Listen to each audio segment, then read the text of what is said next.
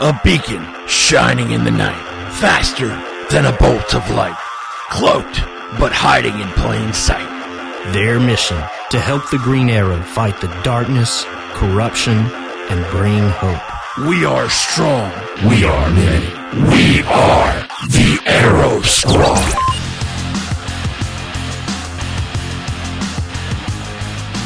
Hi, this is Stephen Amell. Hi, I'm Juliana Harkavy, and you're listening to Arrow Squad with Cammy the Chameleon and my favorite, Martin the Flash. And listen to this, or my fiction or alter ego will hunt you down. Enjoy. 3 years and 3 months ago, we said goodbye to Arrow Squad, not knowing for sure if we'd ever return. But we are back, baby! Holy crap, we are back!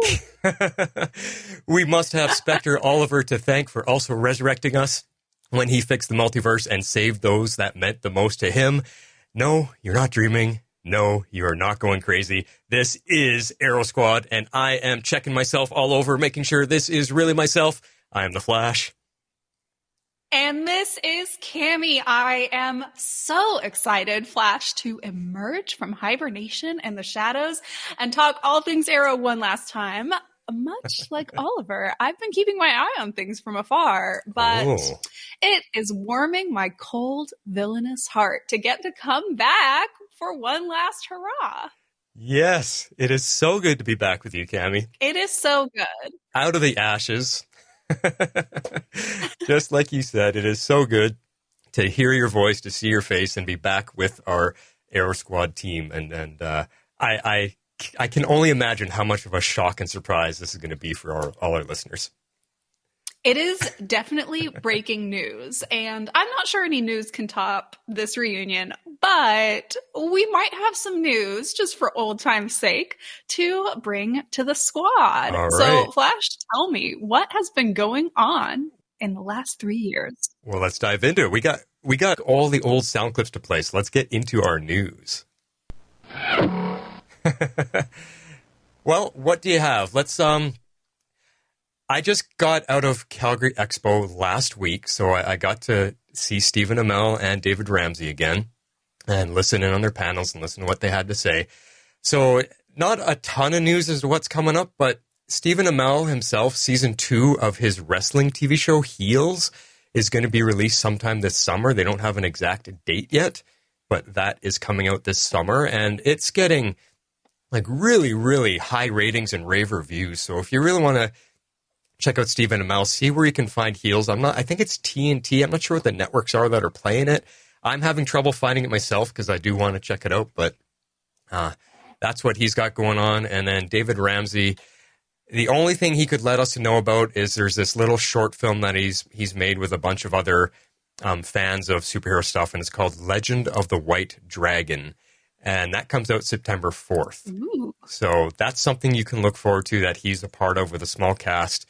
And then he's just doing some directing. He'll be directing some Superman and Lois episodes.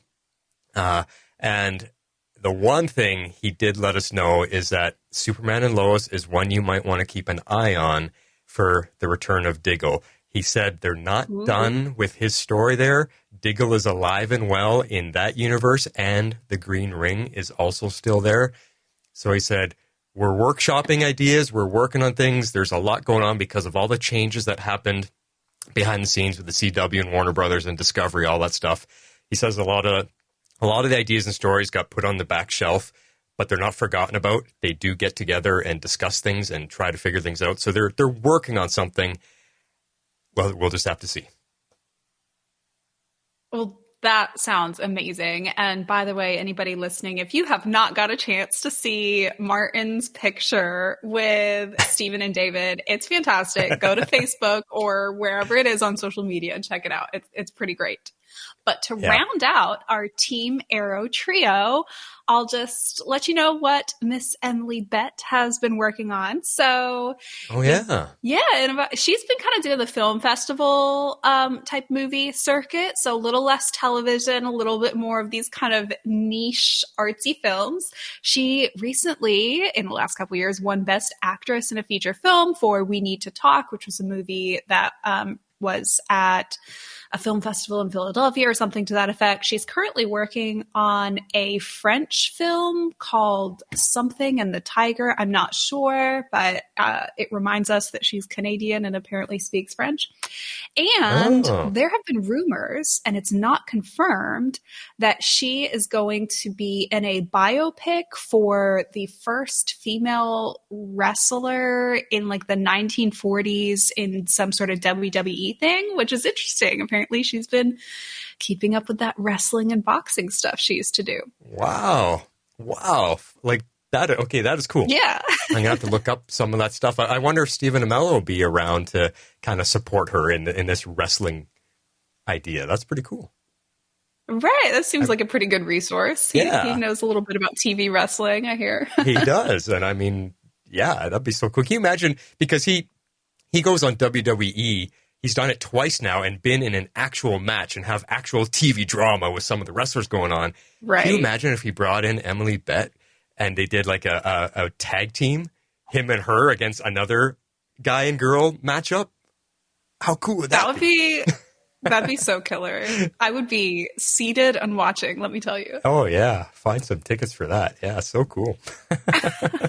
Well, that's good. I had no idea what she was up to. And yeah, she is full-on Canadian, and that's really cool. I didn't know that she was fluent enough in French to be able to do a movie in the language. So that's cool.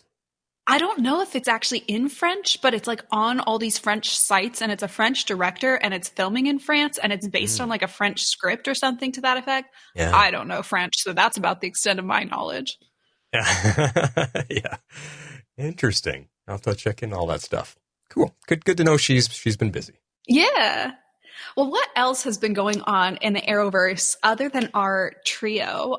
Any renewals or cancellations or anything we should have on our radar, Flash?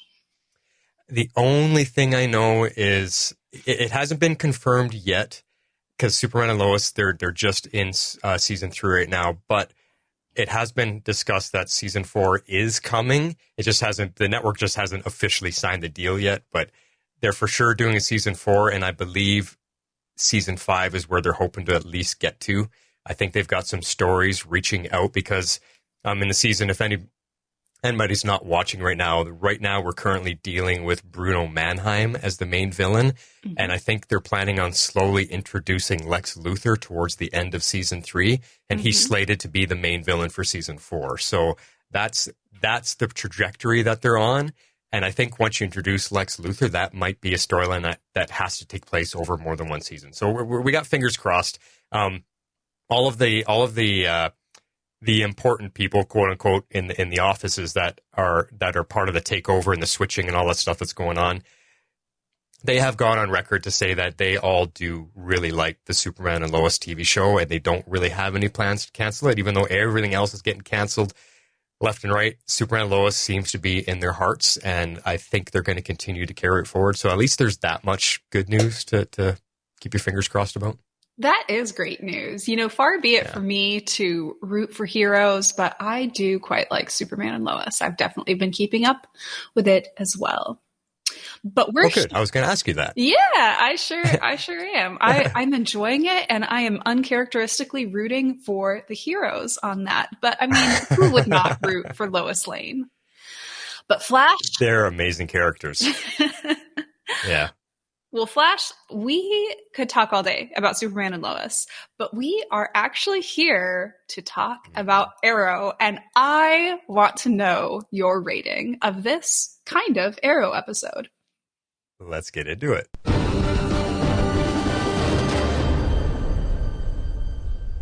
All right. Well, just like old times, Cammie, I am giving this one a 9 happy tears. This Flash episode that brought back Oliver Queen and Diggle.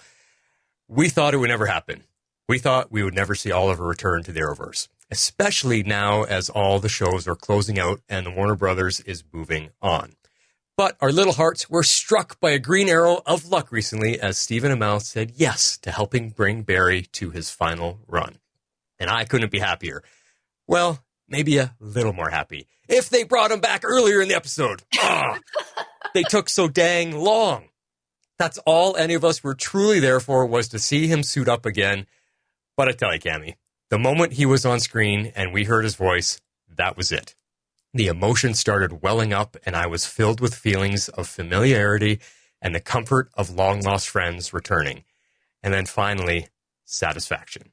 There really wasn't much more they could give us. We got a full-on Arrow-style action scene. We got Ollie wisdom to Barry. We got the iconic music cues, and we got all the goodbyes that we never had in Arrow's finale. It was wonderful. Oh, Flash, I could not agree more. I'm giving this episode an 8 out of 10. And one thing I want to clarify here. I'm rating this as a Flash episode, and I never rate Flash this high. If you've been listening for a while, you probably know that. This episode... neither have we, just so you know. Oh, I trust you. This episode was really something special. The care that was taken to not just have our Arrow characters show up, but to give us a slice of the Arrow world with them really took this from a fun sort of last sighting to an homage to the Arrowverse. In the past, Flash, you'll recall I was consistently critical of crossovers, and I didn't feel that they captured the tone and character of visiting heroes because they were written and directed by new folks. I never felt crossovers meaningfully moved anyone's story forward, but this episode does both so well, and you'll hear that in my favorite clip later, spoiler alert. Did I ignore every part of the episode that wasn't Arrow? Well, yes.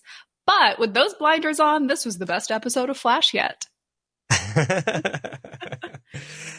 Well, yeah, I agree with a lot of what you had to say. I mean, it is true. This has not been the best season of Flash. It has struggled. It opened really good. It was a great premiere, and then it just lost its way. And it seemed like the writers are just out of ideas and out of creativity. There's been a few sparks, a few high moments here, and these are just my feelings. My co-hosts over on Legends, a couple of them have been enjoying a lot of it more than I have, but it, like I said, it's had some brilliant moments, but overall just not that great. And then they bring in this episode, and my feeling is just like, where has this writing been all season? For the last 3 seasons or 4 seasons, where has this been? Like, it's just, yes. Best Flash episode in a long time. And I'm going to say best Flash episode in the last 5 seasons, at least. Like, it really was good. And I mean, it's just because of what they're doing. Is it Oliver that we got to give all the credit to? Partially, yes. But I think the writers kind of knew what they were doing, and they had to properly do this, or it just wasn't going to come out right. Yeah, I agree. And Oliver may not get all of the credit, but he is going to get our first focus in the discussion today, because it has been years, as you said, and Oliver as Green Arrow has returned to our screen. So let's just start this off. What did you think about this glimpse that we got into his journey? Well, yeah, I mean, even what you just said in the beginning there, we're here because Arrow Squad, so we are mostly going to focus on Oliver. This is what we're talking about. It's the return of the Green Arrow. So now you're referring to him saying when he was building Earth Prime, and he was also building the new multiverse, correct? Yep, that's right. Yeah. Okay, so that gives us answers to why all the new shows are on separate Earths and all the characters aren't mingling, like Stargirl, like Titans, like Superman and Lois. Because everybody's been wondering about that. Like, why aren't these characters seeing each other? I thought they're all on Earth Prime now. Why on Superman and Lois do they keep reminding us that he's the only superhero in the world? That doesn't make sense. Why does Stargirl not know about anybody else? Why have they never talked about, Superman or Flash or anything like that? And we keep hearing that this is Earth number whatever, or we're on Earth 2, or whatever they're designating it. It never made sense, because according to the crossover, the Spectre made one Prime Earth, amalgamated them all together into one to make it easier and safer and whatever. And now we find out that that's not the case. So it's a smart writing trick to kind of get around the questions that we all had back then. And I think it gives us the answers. We can all go, finally, it makes sense. Now we understand. Okay, he rebuilt the multiverse again. Okay, good. And apparently there's over 4,000 of them at least, because he said, what did he say? Somebody's from Earth 4125 or something like that. I was like, what? He's like, I've had a lot of time on my hands. Okay. But also, when he's talking to Barry about why he couldn't bring back his own dad, Mr. Queen, that's also part of a glimpse into his journey, I think. And I love that he explains that he couldn't change reality that much. If he brought his dad back, it would alter Oliver's personal path to becoming the Green Arrow, to becoming the Spectre. It would change reality too much. And I think that plays into a lot of what this Arrowverse has really all focused in on, is that there are fixed points in time that can't be changed.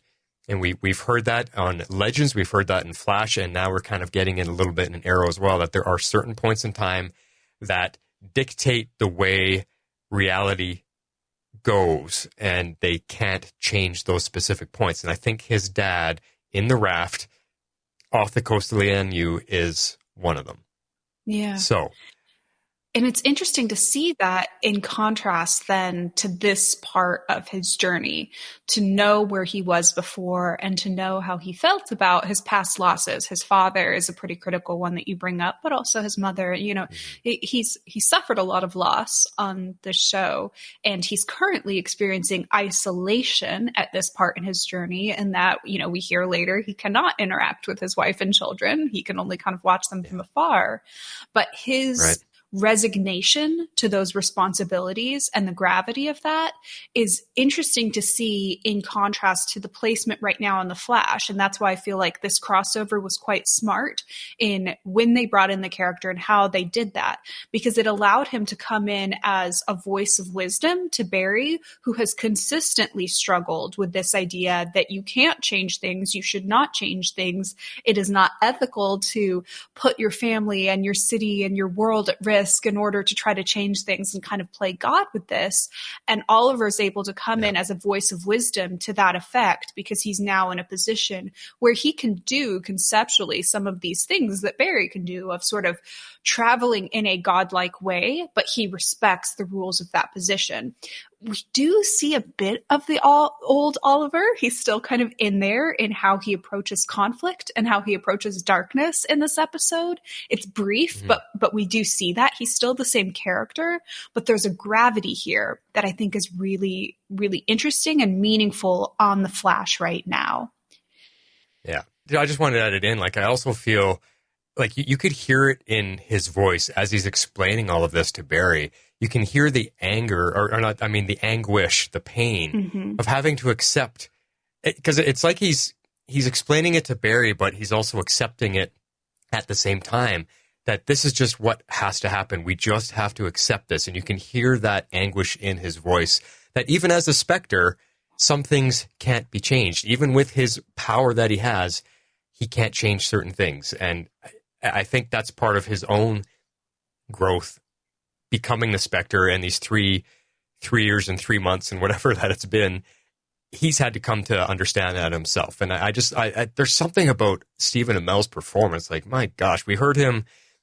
That was one of the questions at the Expo panel was, you know, what was it like to get back to the show? And David Ramsey even spoke about this, that Stephen Amell was really, really nervous to come back. And when David Ramsey asked him about it, he said, well, I want to do Oliver Queen justice. I want to make sure I tap into that emotion we left him on, and I can get that back and bring him back properly. And he was really nervous about being able to find that again. But I tell you, it was like no time has passed. That was Oliver, and I mean, I missed it so much. Like I said, the sound of his voice, it just, grabbed you. Yeah. It definitely brings a grounding nature to the show, you know, as this is where Flash started. Yeah. And, you know, we're talking about the moments in time in Oliver's journey that they had to capture. And there's a very specific moment in time that they're capturing here. And I think they made a smart choice of what they showed and where they showed it. But we have had a future peek at where he goes from here. The sort of, I think we've kind of informally titled it the Paradise Dimension, even though I don't think that's in canon what they call it on screen. How did you feel this episode set up for that, as we know that's where he ends up? Yeah, that's right. This does take place before he meets Felicity at Queen Consolidated in the Arrow finale. And you have to really think about it because it's tricky to keep track of the timing of everything. Mm-hmm. And I think that messed a lot of people up, especially when him and Diggle were talking at the birthday party. The way Diggle was explaining, like, hey, have you checked on your kids? We'll talk about that in a little bit later. But when Diggle asks if he'll see her this time and he says his powers came with rules and that their destiny is already written, I like that they didn't change what we saw in Arrow's finale. There was no retconning here. There was no rewriting. There was no throwing extra information on top to confuse us more.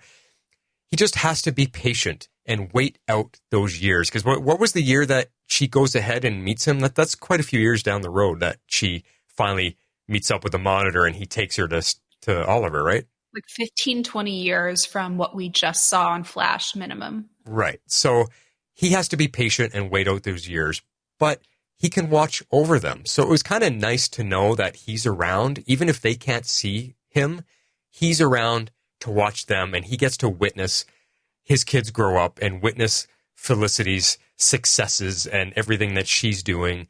He gets to at least see that and not have to be without it. Because that was a lot of what I think he was worried about. It was a lot of what us, the listeners and the viewers, were worried about when he had to give everything up. We all cried like, no, you're going to miss your entire family. I mean, Mia was just born. Like, he only didn't even get to meet her as a baby. Mm-hmm. She misses her entire life. So I love that he gets to watch over them. Yeah, it makes it more meaningful that he gets that at the end, seeing him here. It's sort of a perfect mix of growth where he won't choose to mess up endless dimensions for his own wants. And he also just bends rules just enough, watching over them, eventually formulating a plan to get Felicity to the paradise dimension. I mean, who wouldn't want that? Such that we know that the fighter and the vigilante is still there, but we see the age, we see the gravitas. He's resigned to those rules and he understands gravity. He also seems to have a greater understanding of how multiple dimensions work. Did you get the sense, seeing him at this slice of time, that he's going through another island emotionally? That's an interesting idea, an interesting way to look at his situation, because he has gained a lot of wisdom, and you can tell. Like, I mean, he even looks a little gray here. When he first shows up on Leah and you, he looked gray from some of those angles. So I kind of thought, well, Oliver's getting older. And I found out at the panel that Stephen Amell is actually 42. So like, oh, okay. He's not that old yet. But did you, side note, how old do you think David Ramsey is? I think he is 10 years older than Stephen Amell. So I believe he's early 50s, but he does not look early 50s. So I'm saying that from a calculating numbers standpoint, not from a visual standpoint.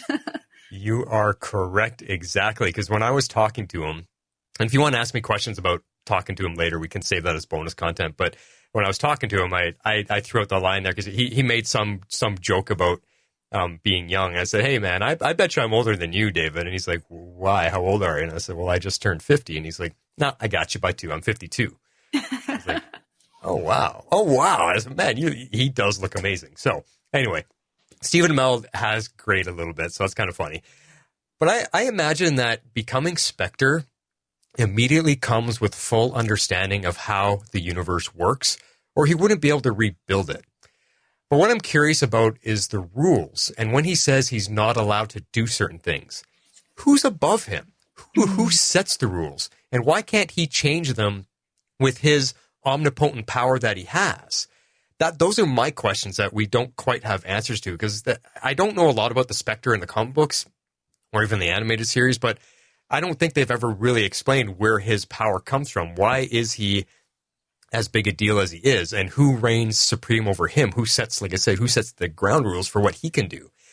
Because the way he talks to Diggle, he's like, yeah, I'm not allowed to do certain things. Okay, why? Why can't you? But I wouldn't say, I don't know, maybe thinking about it, I'm not sure if he's maybe stuck on another island. I think he just understands that he has to wait.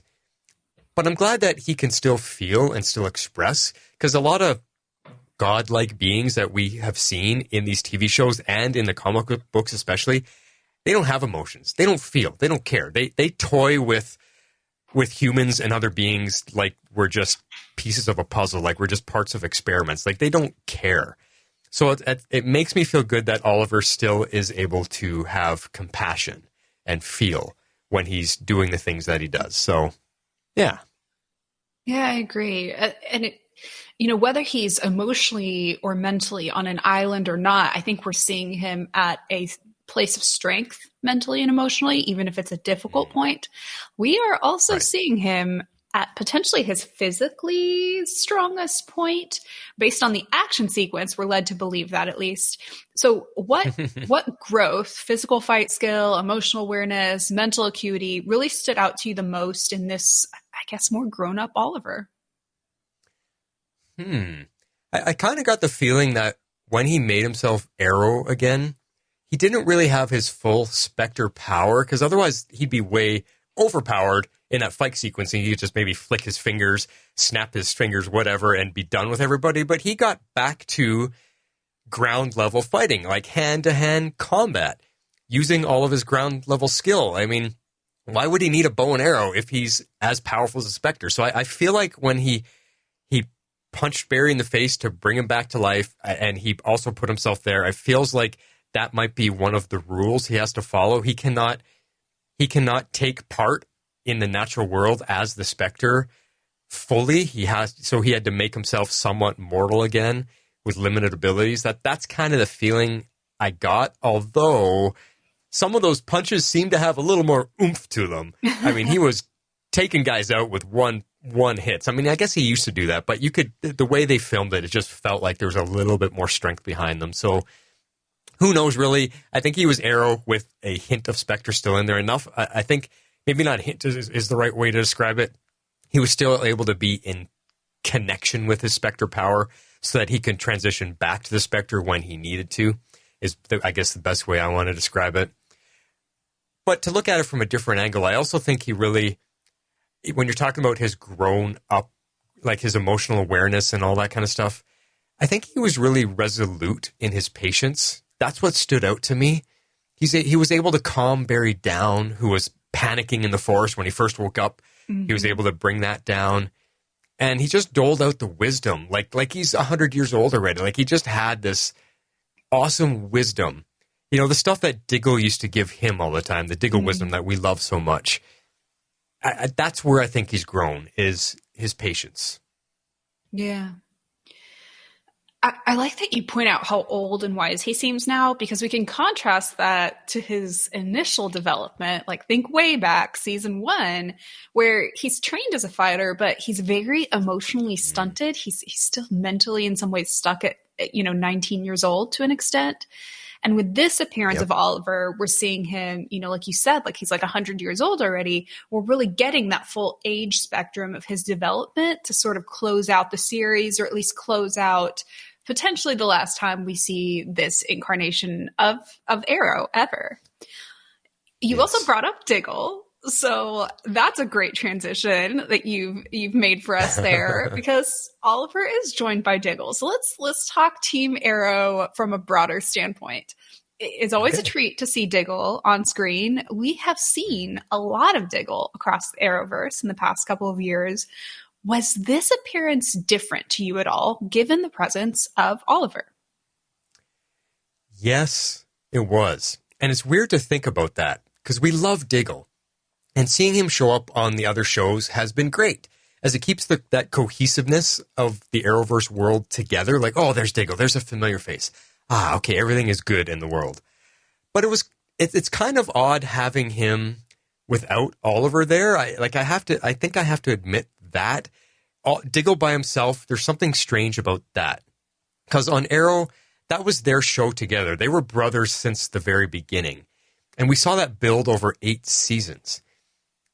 And in fact, David Ramsey at the Expo this last weekend, he said that when he first got hired, similar to Felicity's story, he wasn't supposed to be a main character. He was the 8th on the call sheet, which is way down. If you understand how movies and TV shows work, when you're on the call sheet, the main characters are like the top 2 or 3.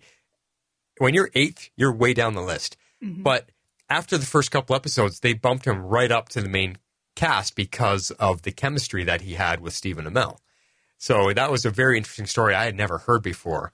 So going back to your original question, it was different because they are together again, and there's a lot of emotional beats that we just don't get when it's just Diggle on his own. So that's the best way I could describe why it felt different to have them back together on The Flash when we've seen Diggle on all the other TV shows, over the last couple of years, and it's been great, but it is different. It's so funny that you asked me that question because when I thought about it, I was like, yeah, it does feel different. And hopefully my explanation makes sense. It makes perfect sense. And I completely agree with you. I think, as you know, historically, I've struggled with how Diggle has been written in crossovers, and some shows have done it better than others.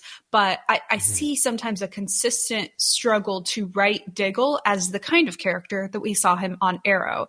And I get the sense that perhaps in this appearance of him, because Oliver was there and we'll get into this, I think the writing and direction for this episode was really smart and really informed by original Arrow tones, we're able to see him be in character. Previously, very specific to The Flash, when we've seen him pop up on The Flash, his character has been written as oddly quirky and comedic in a way that seems to be taking Diggle to try to make him fit the Flash tone, but fully reads as out of character. It's enjoyable, but it's not the same. It's not the Diggle that we know from Arrow.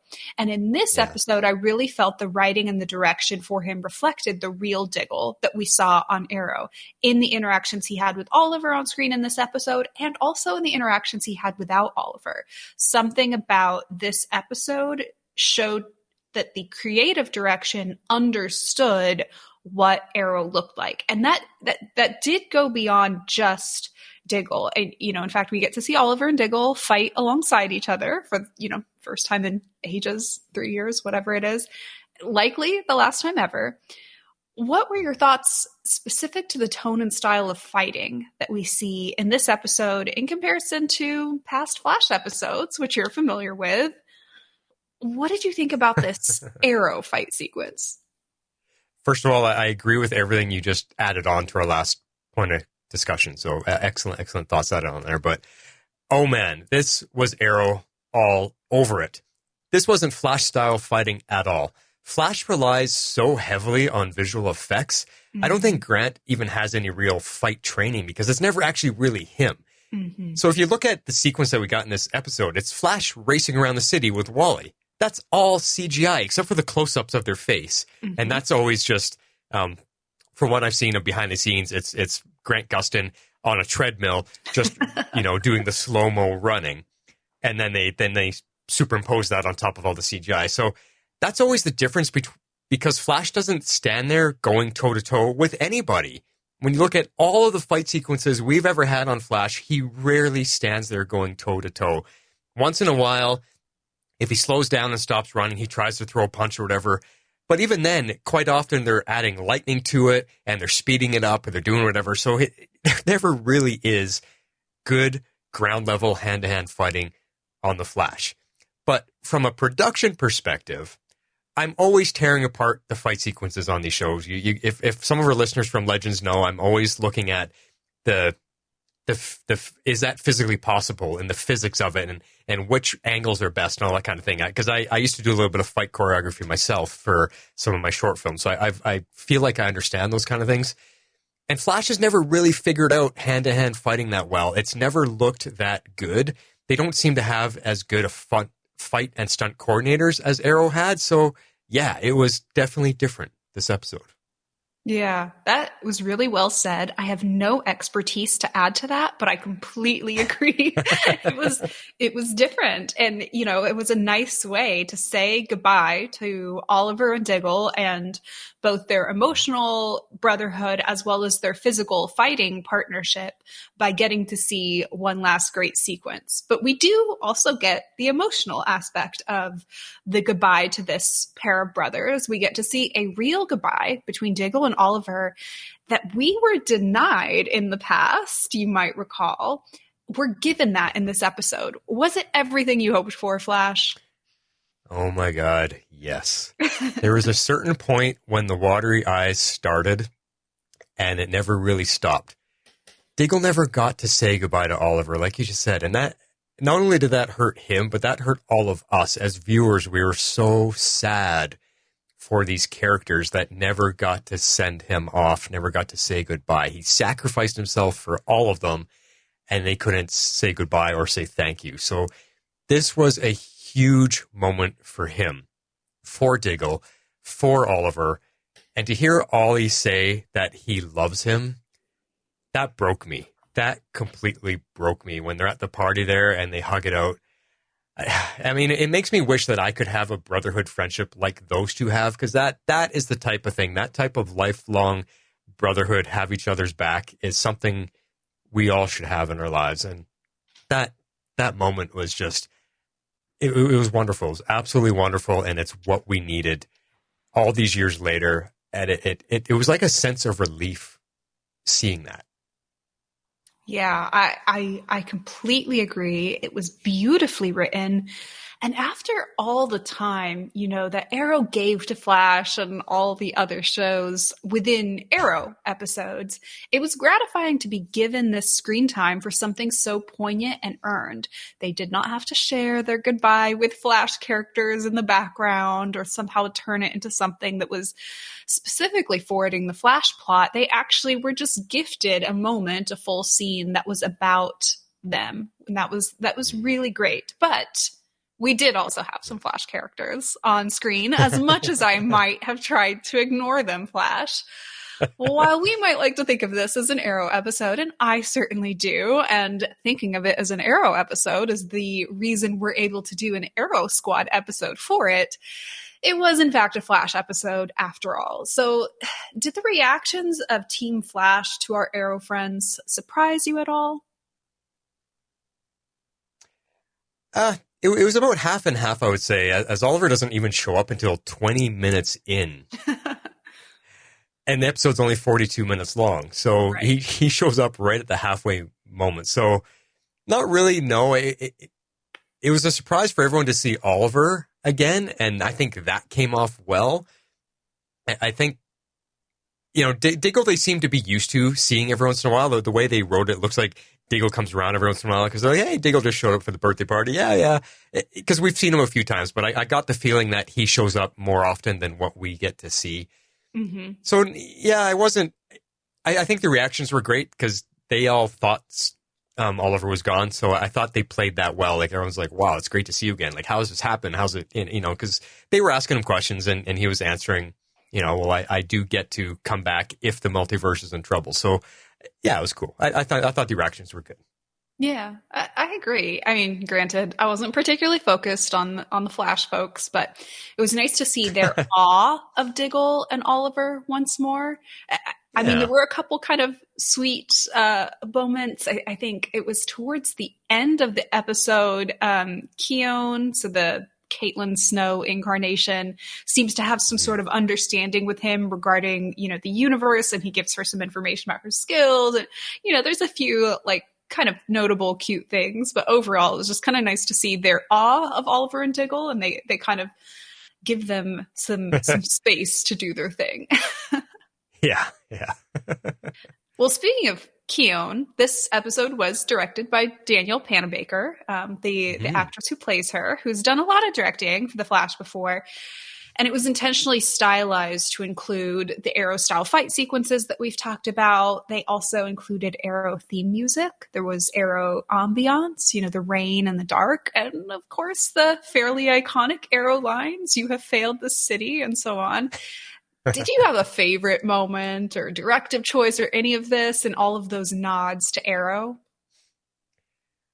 I think there was two things. And I don't know if these are like our favorite moments. We're going to have them coming up in a little bit.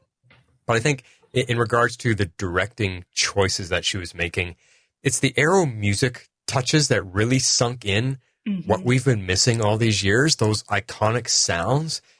Because more so than anything Flash has, like you're watching Flash because of the music and the sounds. But I think because it's the Arrowverse, the Arrow sounds are that much more iconic.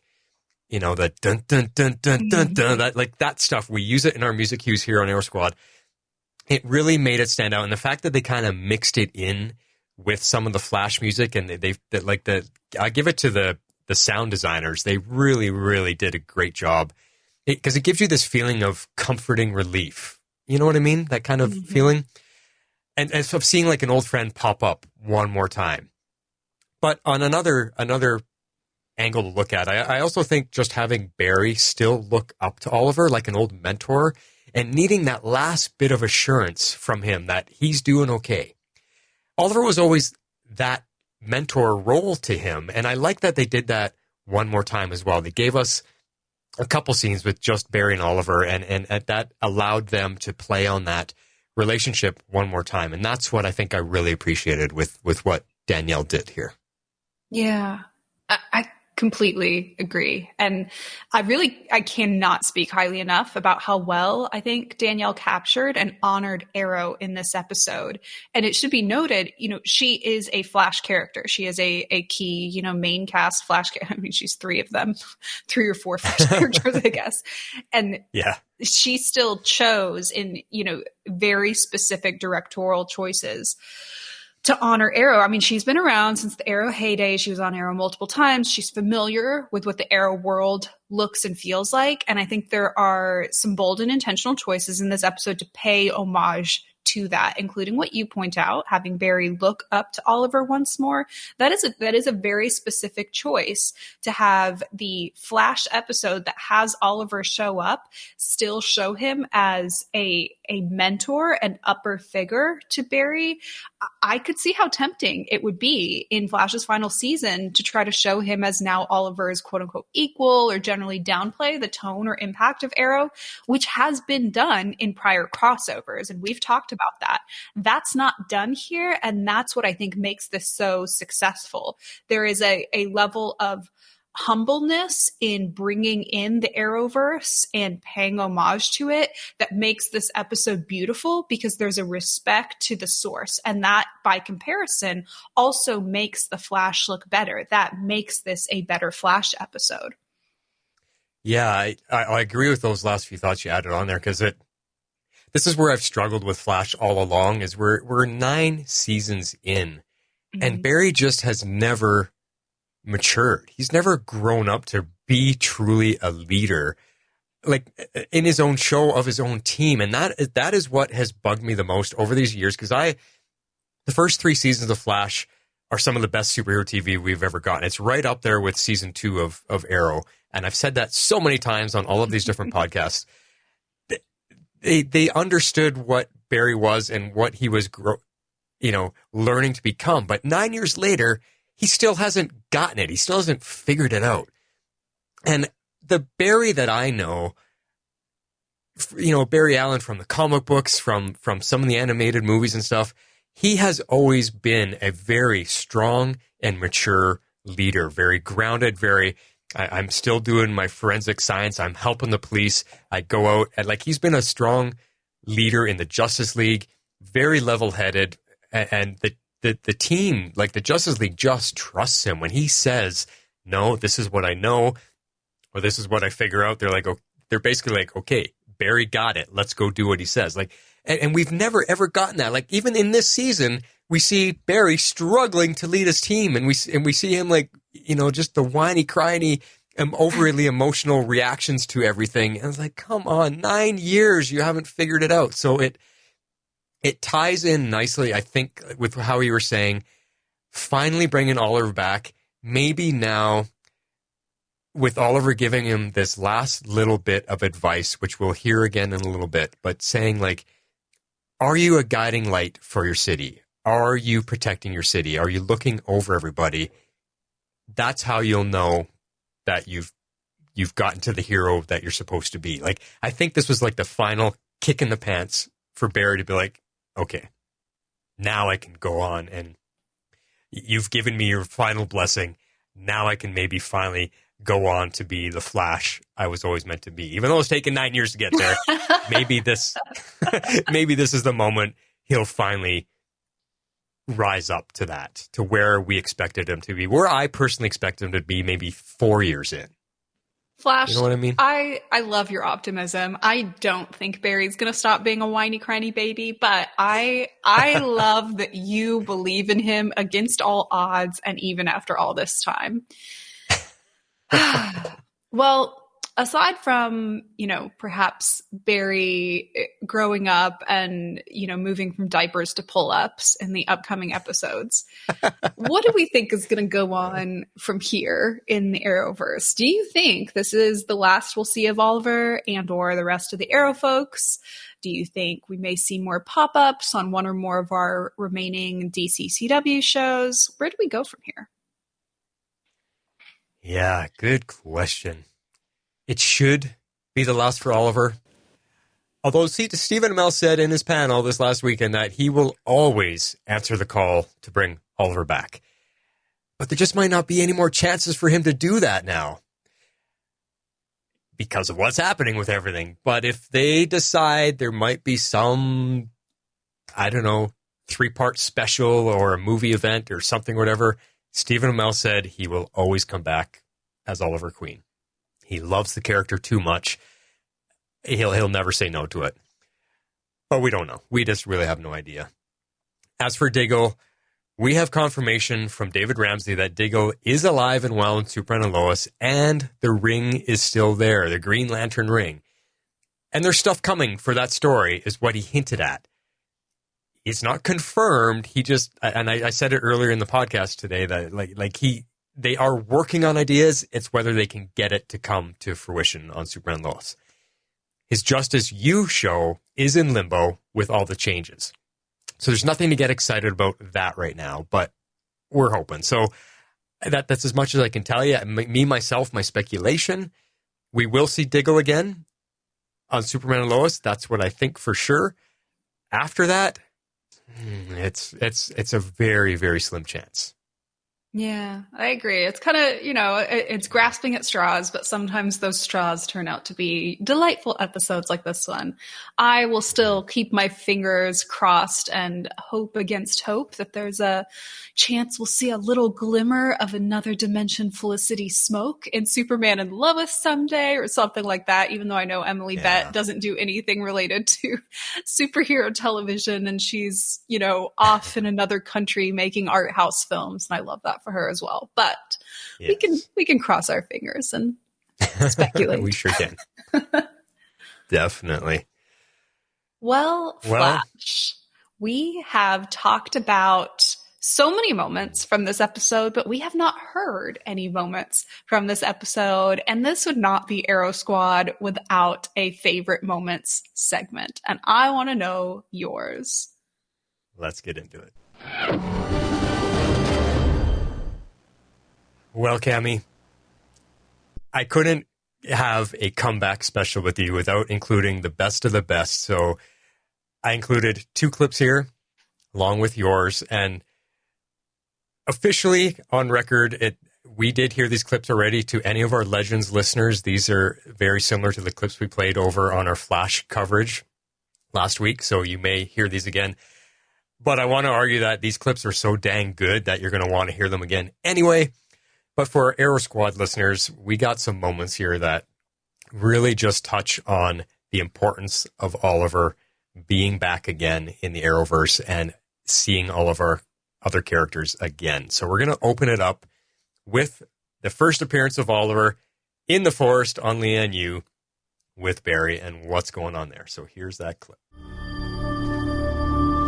The attack's starting. Ramsey's fed his cells into the breach. Soon they are going to infect your world and all of the worlds yet to be born. I have to stop him. You have to get me out of here. It's not that simple. You have the power of a god. You can bring me back from the dead. No, I can't. Not while there is a part of you that doesn't want to go back. That's not true. You've always been a terrible liar.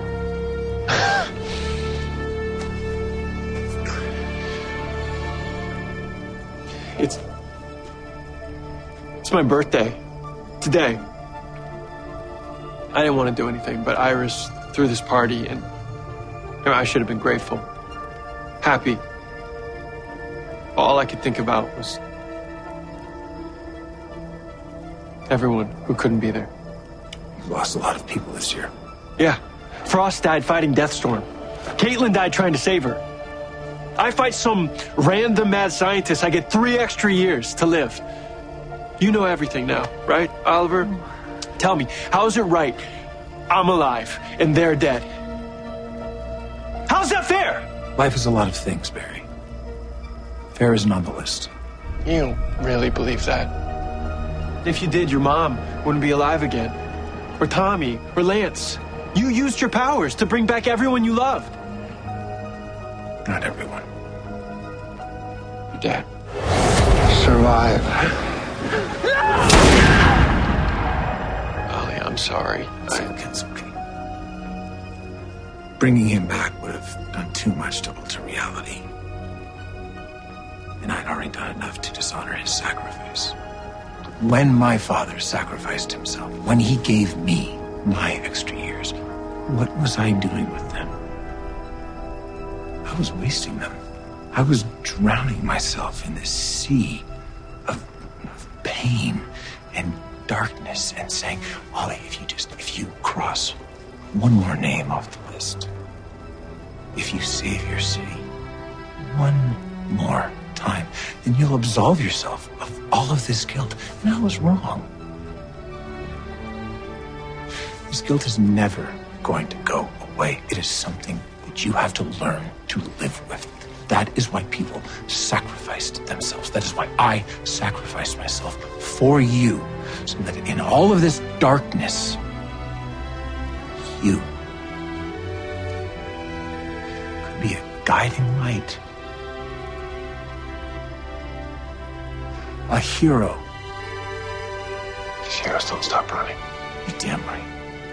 So, are you ready to keep running? Good.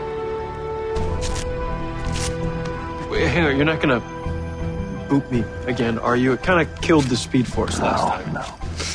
I'm not gonna boop you. Ow! It hurts. Living hurts. Add it to the list. Wait, you came back too? It's just temporary. I can only intervene when the multiverse is in danger. I think you miss me.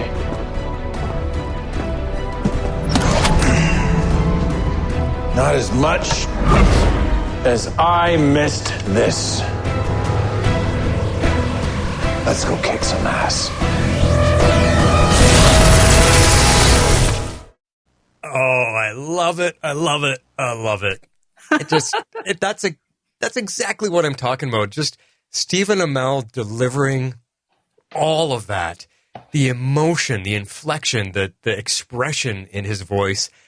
I don't know what he was nervous about because it was like he never left.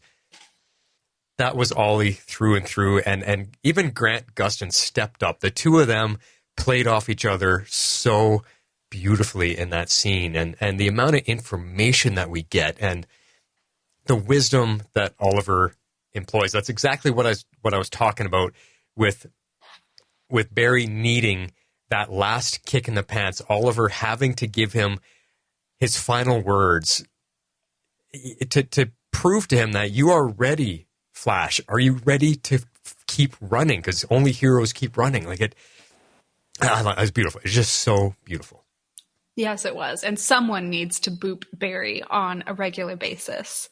And I love what you said about him communicating essentially not just are you ready, are you willing to be responsible? You have a responsibility. Stop thinking about yourself and execute on your responsibility, which is a level of wisdom that requires the age and gravitas that Oliver now brings in this incarnation of his character. And I teased earlier in the show that my favorite clip, which is probably not going to be surprising, gets at this idea of responsibility and rules as well. Right. So the entire scene is here, start to finish of this moment. So here it is. Lilo must be back at Argus to debrief her on the festivities. Duty calls. So, Are you going to get to see her this time? My powers came with rules. Me and Felicity, our destiny's been written. You sure would be proud of her. The kids, too. William, he's in college. Mia? Mia can climb a salmon ladder, man, with the best of them. I know. I've been keeping an eye on them. Yeah. And on you.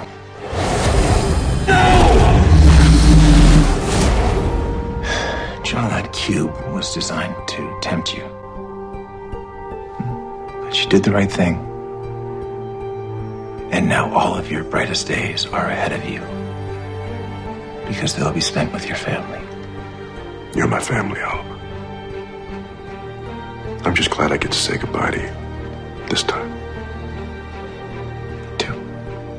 I love you, John. Love you too, brother. Oh my God, that gets me every time. I'm teared up again. Absolutely.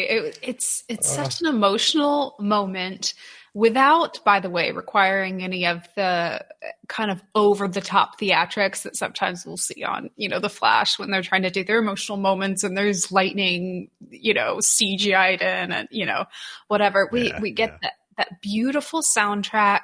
We get this very well-structured dialogue that sounds like Oliver and Diggle. Again, I mentioned earlier, they're not having to share the stage with anyone else in this moment, which is really nice. It's not an overtly long scene or anything like that, but we get this understanding and this wisdom between them, and we see that pull that Oliver has. He wants to go be with his family, but he's making the ethically right choice.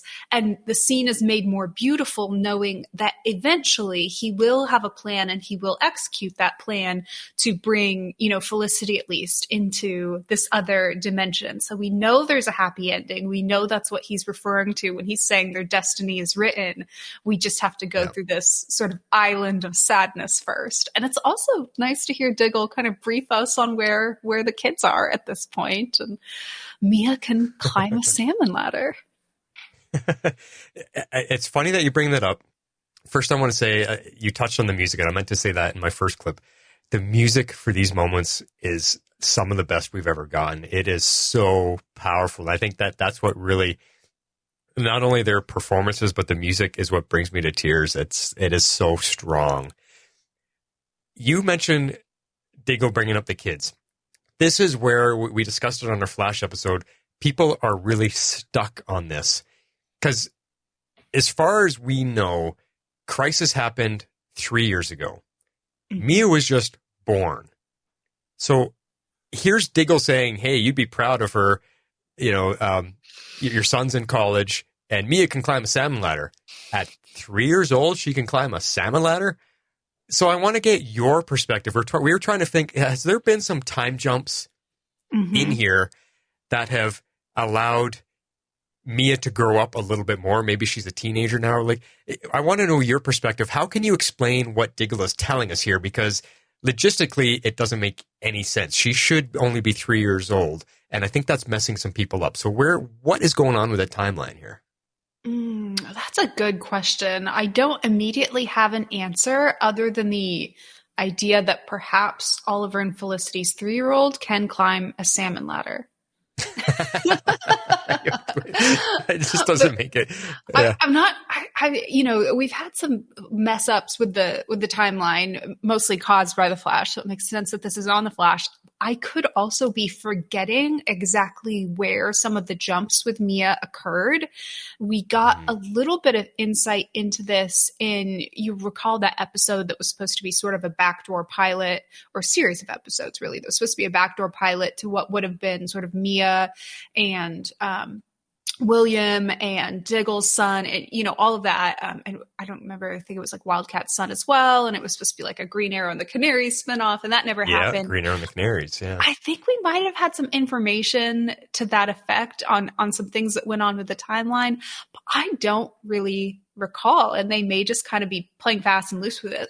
I do know that we have what I'll refer to as an Arrow scholar, an Arrow PhD, as it were, who listens to Arrow Squad by the name of Kate Johnson, you might recall. And I remember Kate. Hi, Kate, if you're listening. hopefully she's listening, and hopefully she can write us after this and let us know what is actually going on with Miss Mia and the salmon ladder. That would be fantastic. The only thing that I came up with when we were talking about it is I wonder if in rebuilding the multiverse and saving everybody or whatever, maybe he just adjusted the timing of things. You know, maybe Mia is older now and when he is visiting because of how he had to rebuild things. I don't have the full details of what I'm trying to explain, but I just have a feeling it had something to do with some time jumps that we weren't witness to get them to this point. And along with him rebuilding the multiverse, maybe not everything is perfectly put back in place along their timelines. And maybe Barry messing up the timelines as many times as he has, and him even gaining 3 years of his own to re-celebrate his 30th birthday. Maybe he gained 3 years, but nobody else did. So maybe everybody is 3 years older, and he's the only one that gained those 3 years. So there's a lot of things at play here that I think could add up to Mia being older now to where she should be able to do a salmon ladder. And if that's the case, if she is at that stage of her life now, and theoretically everyone else is as well, that means that we are not really 15 to 20 years away from Oliver, portaling Felicity over to the Paradise Dimension. We may just be a couple years away from that at this point. Probably is immaterial to what we'll see from here on out, but that is a very interesting question. Yeah, very interesting. Well, we're not done yet, can we? We've got one more clip to play. We have to finish it off with Oliver's final bit of wisdom to Barry. And this is the scene that I think we all appreciated and hoped we got the most, is a bar moment with Oliver and Barry sharing a drink, as they always have in almost every single crossover. It's a beloved scene and moment throughout the entire Arrowverse. And they gave that to us here. And I think the interaction between them is just, again, wonderful. Here it is. So you gotta tell me about these other Earths. I mean, how many other Flashes are there? More than enough. But I gotta say, nobody is more impressive than you. How many times have you saved your city now? 170? 180, actually. It's all because of you. I mean, you started this. I don't even know what my life would have been like if I hadn't taken that train to Star City. You still would have been a hero. Maybe. But you made me a better one. You made me a better man. Prochnost. Very, very good. Okay. Okay, Mr. Allen, I think that I have done enough to upset the cosmic order for one night. You get this? You kidding? You're a billionaire. Well, you can't take it with you. Oliver. Yeah. I mean, you can see everything, right? Mm-hmm. You think I'm doing enough? With my powers? With my time here? Well, Barry, you tell me. Do you give people hope? Are you moving through your city like a guardian angel? Do you make a difference?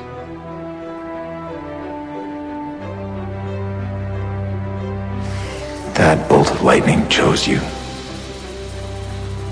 Don't ever forget it. Oh, and happy birthday.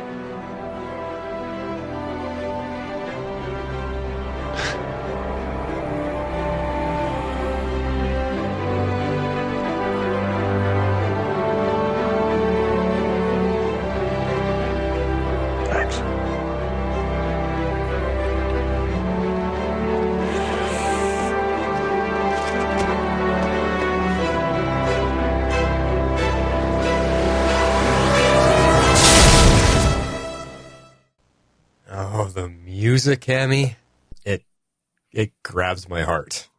Yes, that's beautiful. I even tolerated Barry. You even tolerated Barry.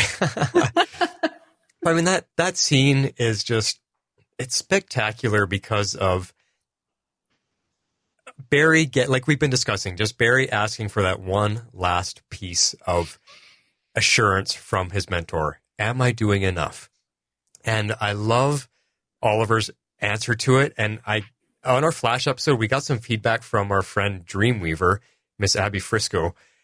She made the correlation all the way back to the very first crossover with Flash and Arrow, when Flash was visiting him in Star City on the rooftop there and was asking the same question. And Oliver actually says, you need to be a guiding light for your city. You need to be the hero and do the things that I could never do. You need to have people look up to you. And this is like bookending it. It is, that story has now come full circle because Oliver says the exact same thing in here now. He says, are you that guiding light? Have you become the hero that your city needs? And it just, I was like, wow, Abby, I cannot believe that. A fantastic memory for you to have brought that together, because that really bookends these two characters and how they started together and how they're finishing together and getting to have this final moment. And it just really, really plays into how important this moment was. And I loved it. Yeah, it was a really great moment. It was very in character. It was, again, well paced. Pacing is one of the things I've brought up throughout this, that we're short on time in this episode of actually getting scenes with Oliver. As you mentioned, he only shows up about halfway through. But in each of his scenes, it doesn't feel rushed. It's always very intentional, and it has the deliberate pacing that we expect from an Arrow episode and from dialogue said by Oliver. So it's great to hear one last time. Definitely with you. Well, you mentioned booking. And there's some of our rust right at the very end. Oh, goodness. Sorry, I threw that one on top of you. No, you're fine. Speaking of pacing, my pacing's off. And speaking of bookending, typically we end our episodes, Flash, with transmissions. And it's where we get to hear what our listeners have written into us. However, because we were dropping this episode as a surprise, like a Beyonce album, we do not have transmissions. So maybe we could just flip the script here for a second. And how about you share your thoughts? What do you want to write, or should I say to our listeners to bookend this episode? Yeah. I thought about that. Do we want to leave this as a surprise episode, or do we want to put the call out for feedback? And I don't know. I think I felt, as much as it would have been cool to see if anybody responded, I really wanted this to be a surprise. I wanted this to come out of nowhere, like Oliver Queen showing up in Central City. I wanted to really surprise people and just allow you and me to really get into it together, because we haven't been able to hang out for 3 years. So, but what I did in preparation is I listened to our Arrow series finale podcast to remember all of the emotions and to get back into that feeling of when we last were with Oliver. And it made me cry again. And it wasn't just listening to our discussion and our favorite clips, because those brought me to tears, and hearing how we said goodbye to the show, to Arrow Squad, to everything. But it was also hearing the tons of feedback that we got for it, Cammy, because all the podcasts that I've done between Arrow Squad and Legends, or Tomorrow's Legends, and my Star Wars Mandalore and all these other shows, no show has ever matched the amount of feedback that we got for our Arrow Squad finale. I mean, when I listened to that, I think we had almost an hour of coverage of just feedback. It was crazy. Mm-hmm. And it was so great to hear all of those old listeners, all of the people that used to be regulars for you and me, and people that would pop in every once in a while. Everybody wanted to be part of the finale.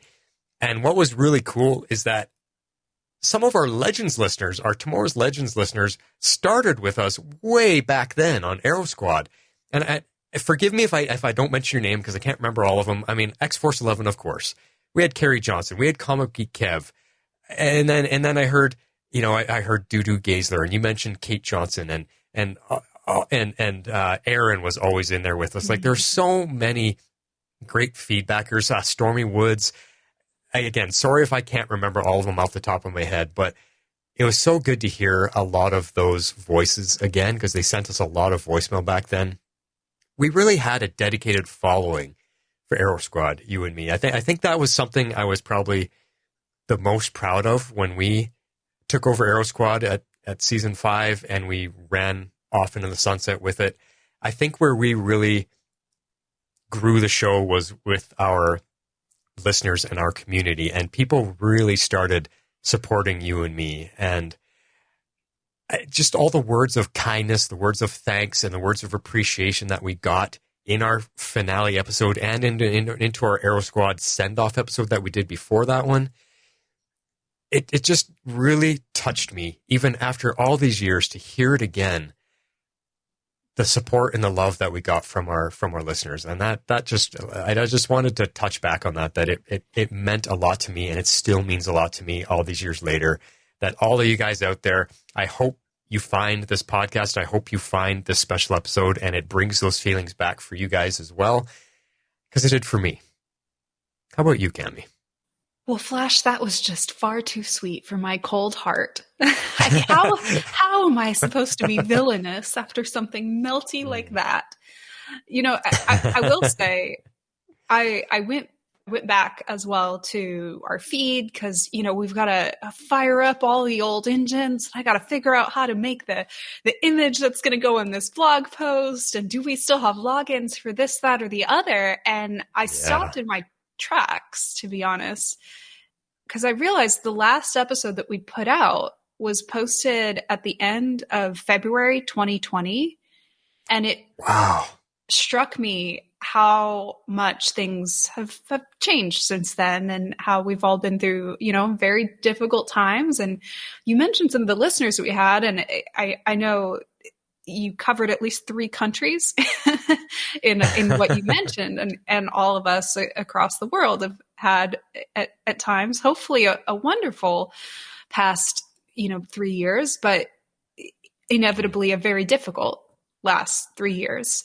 And I feel very grateful that we are here and able to come back and post once more on this feed. I'm grateful that I'm hearing names that I know are doing well and that we've still heard from. And if we haven't heard from you, or if this popped back up in your feed and you were like, I thought I unsubscribed to all the Arrow stuff, I haven't followed comic book things in years or any of that, please just know how sincerely we hope you are doing well. And that's coming from me, a self-professed villain. So thank you for listening. Yeah, I love how you put that, Cammie. And then also, I think you mentioned it briefly. If there is people that have been out of touch with Arrow Squad and this does pop up for them, and you'd like to get in contact with us, we would love to hear from you guys how it was to hear back from us and what you thought of this Oliver return and Dale return to the Arrowverse. We'd love to hear your thoughts. Now that we've done the show, and I want to open the doors to feedback. We can still get your responses, and maybe if we get enough of them, maybe me and Cammie can come back and do a feedback episode just to respond to everybody. That could be fun. That could be fun. Well, yeah. Flash, you've got a lot going on where people can find you and hear your thoughts on things that are not quite only Arrow. So where else can we find you? What are you doing these days? Let's get into, we haven't heard this in a long time, Cammie, so let me cue up the Arrow outro music and we'll continue our discussion. Here we go.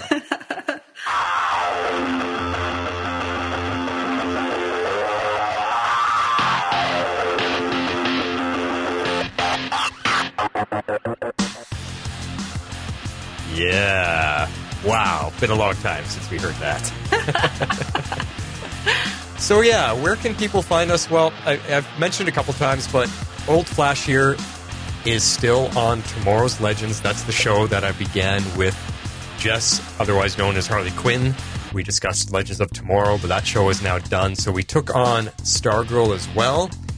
And now that show is done, so we moved into Superman and Lois, and we are currently covering that, as well as the final season of The Flash. We picked up old X-Force 11 there. He now joins us for our Superman and Lois coverage. And then on our Flash coverage, you can hear from John McGrail, the Silver Fox, and Justina Shaw, who is the Green Butterfly, which some of you may know from their Made of Steel podcast covering Supergirl. So we tried to get all four of us as much as we can over to cover this final season of The Flash because it is the end of the entire Arrowverse. So we thought it would be perfect to have all of us together to help take this Arrowverse off into the sunset. Other than that, I have an alternate identity. You can hear me as Cyber Ren, covering all the Disney Plus Star Wars shows on the Mandalore podcast.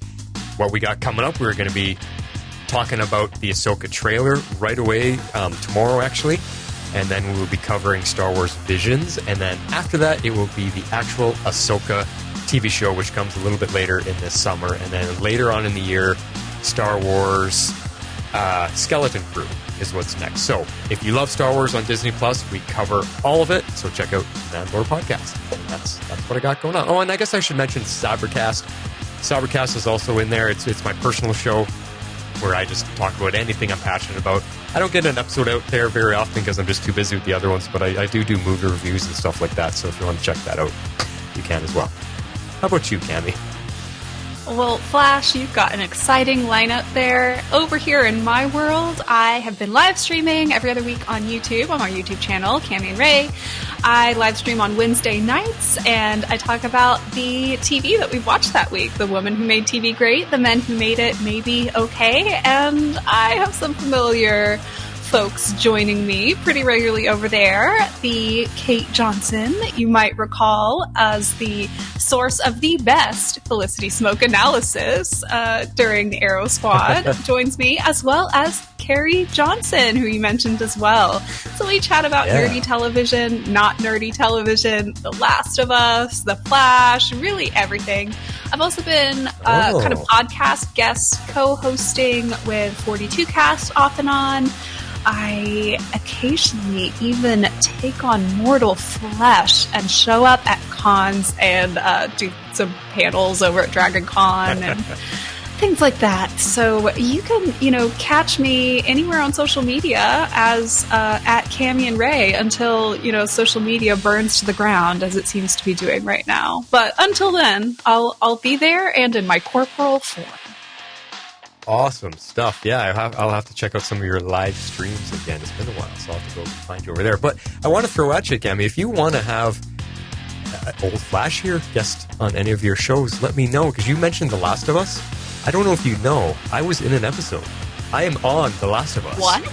Yes. Stop it. I did not know that. That's so cool. And yes, I absolutely, that aside, would love to have you on the live stream. Yes. Okay. Yeah. And I want to hear about your Last of Us adventures as well. That's awesome. I will send you a couple links. I was interviewed about it. I will send you a couple links that you can check out, and I'll send you. I made a little video clip of my appearance, so you can watch that. So you don't have to watch the entire episode again. But I'll show you that. But yeah, anytime, open invite. If you would, I would love to come hang out with you sometime. I would love to have you, and I can't wait to see your clip from The Last of Us. That's so cool. Totally will. And I'm gonna leave an open invitation. We would love to have you over on Tomorrow's Legends again sometime. Hear your thoughts on Superman and Lois. I'd love to hear where you're at with that one. Oh, well, anytime you want a dark villainous presence to enter the room and create shadows everywhere, I am more than happy to appear. All right. Well, we will discuss that behind the scenes. We'll figure it out.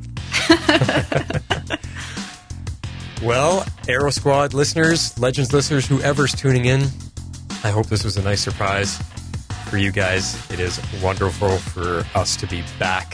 Cammie, I just want to say I've missed you. It is so good to be back with you and hearing your voice and getting to share some Arrow moments with you again. It's been great. I have missed you as well, and it is so great seeing all of the fun projects that you've done since we last did Arrow Squad, but it has been very nice to be on Arrow Squad with you one last ? Time. Yeah, I guess we should always have that question mark in there because you never know. Right? You never know. You never know. All right, guys. Well, that is it from all of us. This is The Flash signing off from Arrow Squad. And I'm Cammie. Goodbye.